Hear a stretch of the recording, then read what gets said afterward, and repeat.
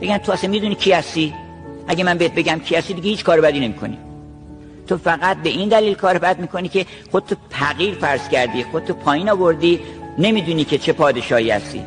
تو چه یوسفی ولیکن به درون نظر نداری. به آدما بفهمونن که تو دون شأنته. حسادت یعنی چی؟ یعنی تو کمی. خب بفهم که زیادی حسادت نمی‌کنی. اگه بفهمی که چقدر زیادی حسادت نمی‌کنی. حرص یعنی که من اینقدر کمم، جمع میخوام بکنم. اینا تمام اینا قابل خنده است. یعنی این که میگن کمدی، اصلا کمدی از چی تولید میشه؟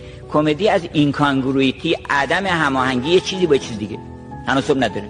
چرا؟ برای اینکه این حرص با این آدمیت ما و با اون مقام عظیم الهی ما تناسب نداره، چون بی تناسب خنده داره. حرص تناسب بی خنده داره، حسد خنده داره، نمیدونم غرور خیلی خنده داره، تمام اینا خنده داره اصلا.